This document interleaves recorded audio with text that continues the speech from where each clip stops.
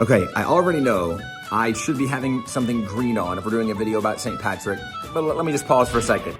St. Patrick, like so many of our holidays, most Americans have forgotten the story as we celebrate a moment or have this day celebration and really forget a lot of the details. Now, if you don't know St. Patrick, you really should look him up, learn more about him. The fact that he was someone who was kidnapped when he was 16 years old, but he believed that he lived over in Great Britain, kind of in that England area.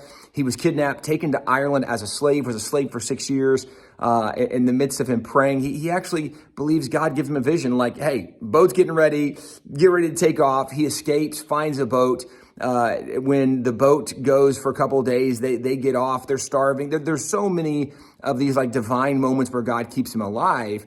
But ultimately, when he finally escapes slavery, gets back to, again, kind of what's presumed to be Great Britain, what's kind of known as the England area today, he is convinced in his faith that God's calling him to be a missionary. He's known as the missionary to Ireland.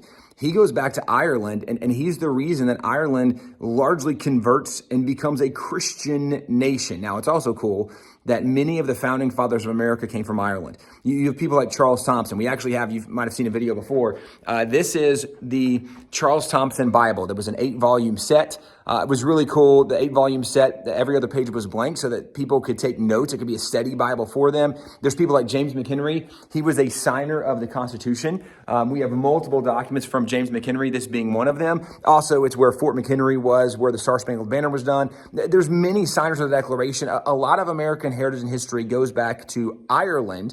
And the fact that Ireland was a Christian nation largely is credited with St. Patrick. Now, again, part of why this is interesting is because today, most people, when they celebrate some of these special holidays, they might celebrate St. Patrick's Day. A lot of people are going out and drinking and they're wearing green and all these different things they do. But we don't fully appreciate the reality of why we have these holidays or celebrations in the first place.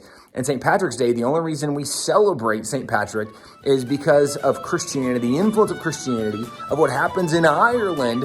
That's why there was a day for this guy. But also, as we celebrate St. Patrick's Day, it's worth noting that part of the influence in America, even some of that Christian influence, goes back to Christian Ireland. The only reason Ireland was Christian is because of St. Patrick.